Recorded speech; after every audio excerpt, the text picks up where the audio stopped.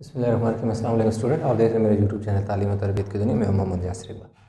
Student, हमारे पास question जो है एक्सरसाइज 6A क्वेश्चन नंबर 2 जो है वो उसने दिया हुआ है। यूँ उसने दो डायग्राम दी हुई है हमें, और इसमें वो ये कह रहा है कि PQRST जो है वो इक्वल है VWXYZ के, यानी दोनों जो ट्राइंगल है वो कंग्रुएंट है, यानी आपस में इक्वल है। तो गिवन दैट ये दे दिया। अब कह रहा है कि ये जो ने बिल्कुल बुक में इसी तरह दिया हुआ, कह रहा है इसको फिल करें, इसको कंप्लीट करें। तो अब अगर देखें आप बिल्कुल सेम क्या है डायग्राम है, उनकी साइड भी कोई जो ट्रायंगल है ना, आपको आगे जो कुछ क्वेश्चन है जिसमें उसने फ्लिप की हुई हैं ट्रायंगल्स, मतलब हैं जितनी भी शेप्स हैं, ट्रायंगल की शेप में हो या रेक्टेंगल हो या फिर ट्रेपीजियम, जिस शेप में भी हो, उसने उनको थोड़ा बहुत शेप को घुमाया हुआ है सेम। तो इसमें देखो अगर दोनों सेम है ट्रायंगल, तो जो PQ है वो किस की इक्वल है?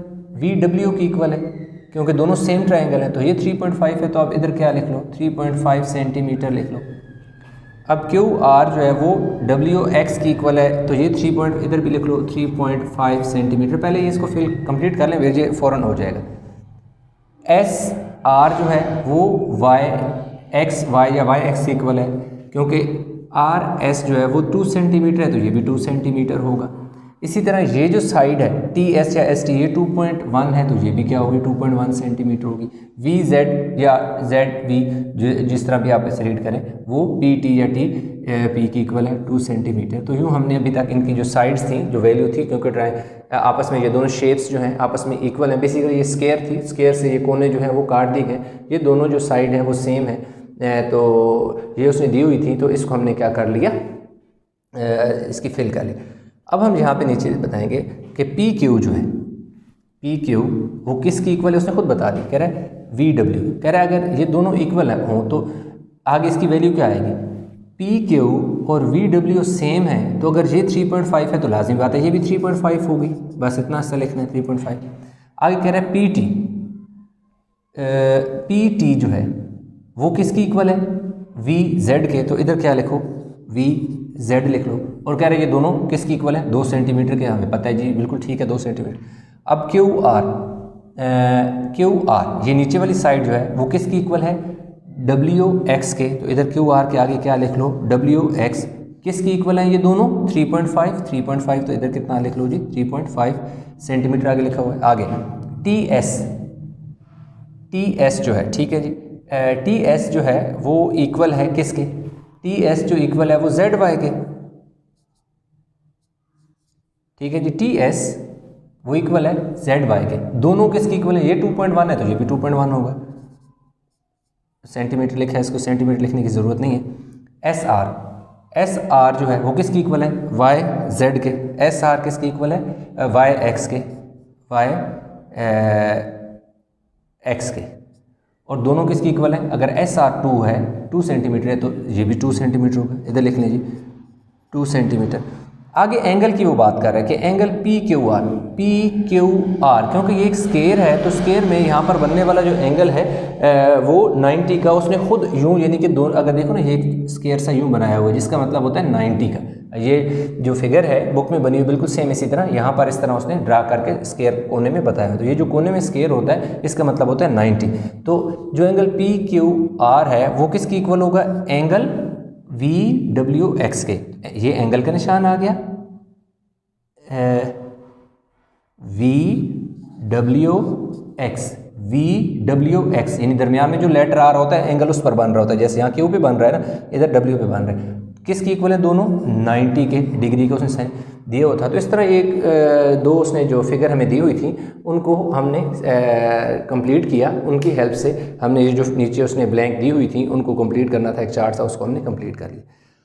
अब इसके आगे हमारे पास आ जाता है जी इंटरमीडिएट लेवल का क्वेश्चन नंबर 3 आ जाता है। तो स्टूडेंट अभी हमारे पास आ गया जी क्वेश्चन नंबर 3 में उसने ये हमें EFGHLMNO ये उसने खुद बताया हुआ है कि ये दोनों गिवन में बता रहा है कि EFGH जो है, EFGH जो है वो कंग्रुएंट है, यानी इक्वल है LMNO के, LMNO ओके, और कह रहा है write down all the missing measurement. कह रहा है जो मिसिंग मेजरमेंट है, जैसे यहाँ ये एंगल नहीं है, इधर एंगल नहीं है, ये हमने दोनों एंगल बताने हैं, ये साइड नहीं है, ये साइड नहीं है, ये भी बतानी है, इसमें हमारे पास ये भी एंगल नहीं है, ये बताना है, ये वाला एंगल बताना है, इसमें ये दो साइड हमें बतानी है, ठीक है। तो ये बेसिकली ये दोनों जो हैं हमारे पास ट्राइंगल जो हैं, सॉरी ये जो फिगर हैं वो सेम है।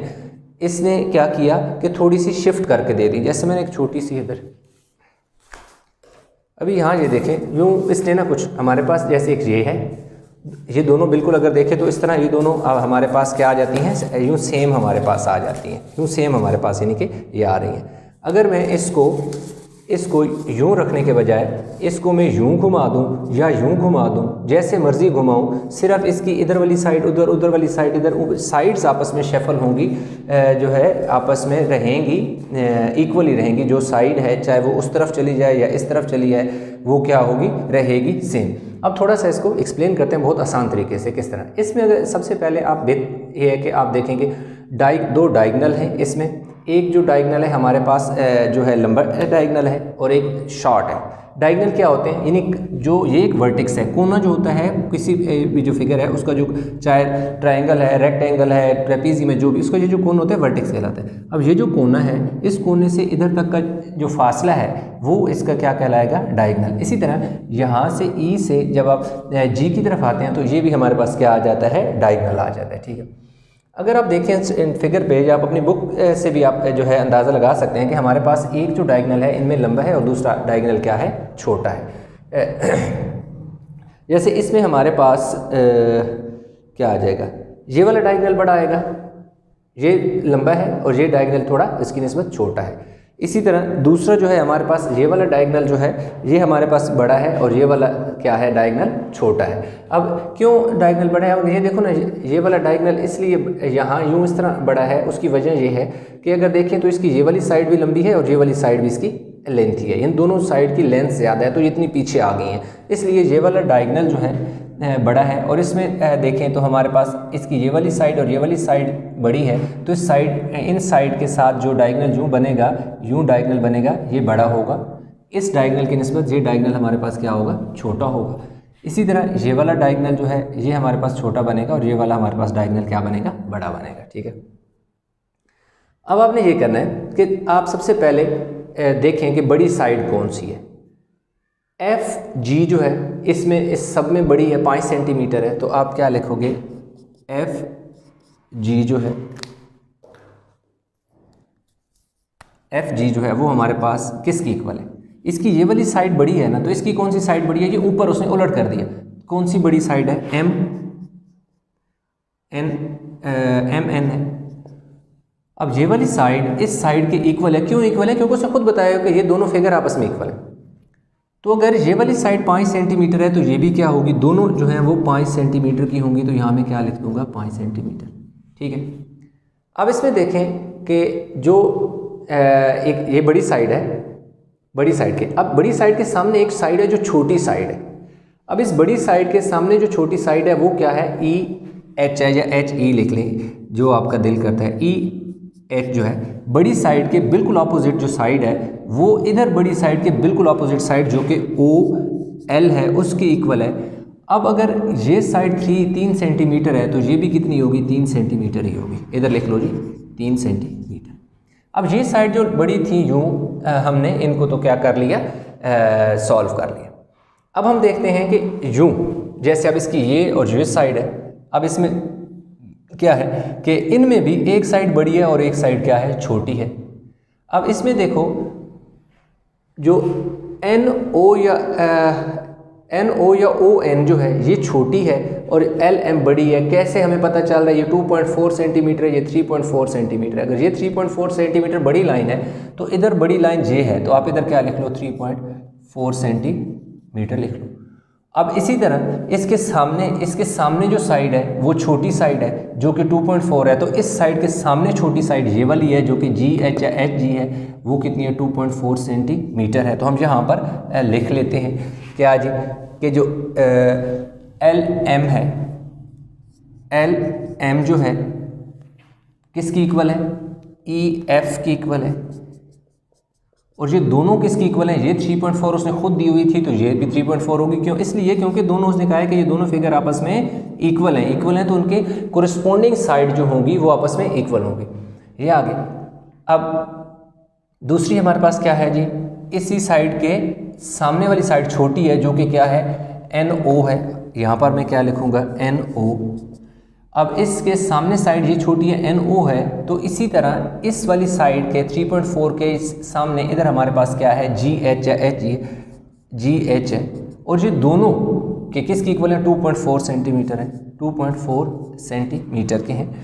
कि यूँ जो लाइन है ये बड़ी लाइन है, ये देखो इसमें ये बड़ी है, 3.4 है उसने खुद दी हुई थी, ये 2.4 उसने खुद दी हुई थी, ये बड़ी साइड है। तो इसमें एक बड़ी साइड कौन सी थी, F थी, ये उसने खुद दी हुई थी तो ये हमने लिख ली क्योंकि आपस में कोरिस्पोंडिंग साइड है, क्योंकि फिगर एक जैसी है। अब इस बड़ी साइड के सामने एक छोटी साइड है जो कि NO है, वो उसने 2.4 खुद दी हुई है, 2.4 खुद दी हुई थी। तो उसी के सामने बड़ी साइड, इसकी बड़ी साइड के सामने वाली साइड 2.4 है तो इधर बड़ी साइड के सामने वाली साइड भी 2.4 होगी।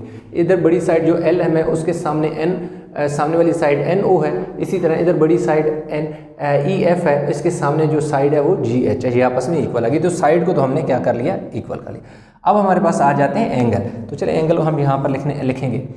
एंगल जो है, अब आप ये देखें कि वो 2.4 और 2.4 और जो 3 है उस पर जो एंगल बन रहा है वो कितना बन रहा है, 120। यानी जो 2.4 साइड है, कौन सी साइड है, GH है, 2.4 के साथ और 3 के साथ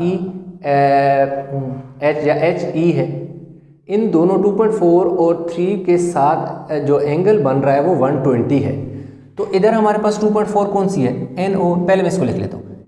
जब मैं G से H, तो मैं एंगल का, ये एंगल का निशान है, G से मैं किधर चला गया, G से मैं H और H से मैं E की तरफ चला गया। तो दरमियान में जो लेटर है ये H है ना, तो H पर एंगल कितना बन रहा है, 120। ये उसने खुद दिया हुआ है, 120 है। तो ये पहले तो मैं देखूंगा कि इसके कोरिस्पोंडिंग एंगल कौन सा है।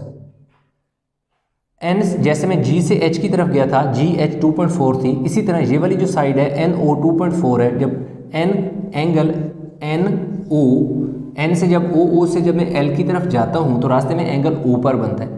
ये कितना आएगा, ये दोनों कितने आएंगे, 120 की इक्वल आएगा। NOL जो मेरे पास एंगल आएगा वो कितना आएगा, 120 आएगा। क्यों 120 आएगा, तो आपने इसका कंसेप्ट समझना है कि देखो जब GH है वो इक्वल है किसके, NO के। अब 2.4 साइड जो है और उसी के साथ एक और साइड है जो कितनी बन रही है, 3 बन रही है। तो इसी तरह जब 2.4 और 3 इन दोनों के दरमियान जो कॉमन पॉइंट है वो O है, और इधर 2.4 और 3 के दरमियान कॉमन पॉइंट जो है वो क्या है, 120 है। तो ये आपस में क्या होंगे, एंगल इक्वल बनेंगे क्योंकि इनके साथ जो साइड हैं वो इक्वल हैं। तो इसलिए यहाँ ये वाला एंगल जो है वो इस एंगल के इक्वल आ जाएगा। तो ये वाला एंगल हमारे पास कितना आ गया जी, 120। अब अगर देखें 120 के बिल्कुल सामने वाला 65 एंगल बनेगा। ये गिवन है तो आप वो लिख सकते हैं, लेकिन लिखने से पहले आपने कंसेप्ट को समझना है। ओके, किस तरह। अब जो आपके पास साइड है 3.4 क्या है, E। मैं एंगल का इधर भी निशान लगा लेता हूँ, इक्वल का साइन डाल लेता हूँ, एंगल का इधर भी निशान लगा लेता हूँ। मैंने एंगल फाइंड करना है। EF जो है 3.4 है, इधर कौन सी है, ML 3.4 है। तो मैं इधर क्या लिखूंगा, EF क्योंकि 3.4 है, और इधर कौन सी है, LM 3.4 है, LM क्या है, 3.4 है। अब इसके बाद F से जब मैं G की तरफ जाता हूँ, F से मैं किधर चला गया, F से मैं G की तरफ। ये देखो E से मैं F, यानी E से मैं F पर आया और F से मैं कहाँ चला गया, G पर। तो दरमियान में F आया जहाँ पर एंगल कितना बन रहा था, 65। तो इसी तरह जब मैं L से M और M से N की तरफ जाऊँगा तो ये भी आपस में इक्वल आएंगे, और इधर भी एंगल कितना बनेगा, 65 बनेगा, इधर 65 बनेगा। कैसे बनेगा मैं फिर आपको बता। 3.4 और 5 3.45 के दरमियान एंगल बन रहा है 65। 3.5 और 4 के 5 के दरमियान 3.4 और 5 के दरमियान इन दो साइडों के दरमियान में एंगल जो बन रहा है वो 65 है। बिल्कुल इसी तरह 3.4 और 5 के दरमियान 65। इन दोनों साइड पे अगर इधर इक्वल साइड है ना, ये वाली साइड आपस में इक्वल है और ये वाली साइड इस साइड की इक्वल है, तो इन दो साइड के दरमियान जो एंगल बनेगा वही एंगल इन दो साइड के दरमियान बनेगा, क्योंकि आपस में साइड इक्वल है। ऐसा तो नहीं है कि ये साइड इधर भी इक्वल है और इधर भी इक्वल है तो फिर तो एक और कंडीशन बन जाती, लेकिन यहाँ पे तो देखो सारी साइड आपस में डिफरेंट है, इसलिए वो दो साइड जो आपस में इक्वल है 3.4 और 5 के दरमियान 65 बन रहा है, तो इधर भी 3.4 और 5 के दरमियान 65 का बनेगा। ठीक है, तो हमारे पास देखो जी 65 का एंगल आ गया। अब हमारे पास एंगल आ जाता है किसके दरमियान, ई पर एंगल। अब ई जो है, ई जो पॉइंट है वो किन दो साइड के दरमियान है, ई एच ई और ई एफ के दरमियान है, या ई एफ और ई एच, यानी ई से आप एफ से आप एच की तरफ जाओ तो एंगल कितना बनेगा यहाँ पर, वही एंगल किसकी इक्वल आएगा, पहले यहाँ लिख लेते हो। देखो मैंने एक एंगल इधर का निशान डाल दिया और एक एंगल का मैंने निशान यहाँ डाल दिया।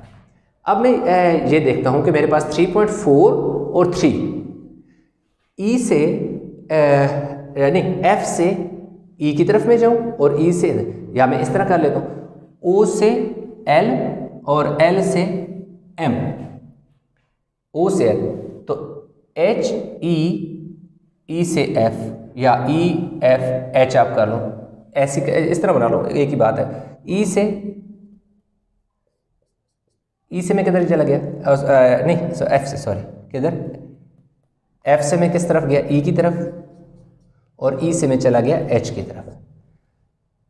ई से एफ से ई दैट इज 3.4, और फिर जैसे मैं एम से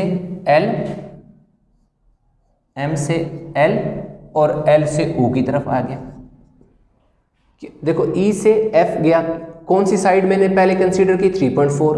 इसी तरह मैंने एम से एल की तरफ कौन सी साइड कंसीडर की, 3.4। फिर जब मैं ई से एच की तरफ गया तो कौन सी साइड आई, 3। इधर जब मैं एल से ओ की तरफ आया तो कौन सी साइड आई, 3। तो इसका मतलब है कि 3.4 और 3 अगर इधर 100 उसने खुद दिया हुआ है, इधर 100 बन रहा है, तो लाजिम बात है यहाँ पर भी कितना एंगल बनेगा, 100 डिग्री का। तो इसके आगे क्या लिख लो, 100 डिग्री का। ठीक है, अगर आप यूं लिख लें, इसको बात एक ही है, अगर आप यूं लिख लें H E F O L M, तो वो भी 100 आएगा। मतलब ये है कि दोनों, इन दोनों में एल क्या है दरमियान में, ई क्या है दरमियान, इधर ई पे बन रहा है, इधर एल पे बन रहा है, इधर से उधर जाए तब, या उधर से इधर है, एक ही बात है। 3 वाली साइड से 3.4 वाली साइड पे जाएं, या फिर 3.4 वाली 3 साइड पे जाएं, एक ही बात है। आप ये चाहें ये लिख लें, ये चाहें ये, दोनों में से एक लिखने, दोनों नहीं लिखने। ठीक है, तो चलो मैं ये नीचे वाला रेज कर देता हूँ। मेन चीज़ है आपको कंसेप्ट। ये भी मेरे पास एंगल आ गया। अब लास्ट मेरे पास एंगल बच गया जी जी के ऊपर।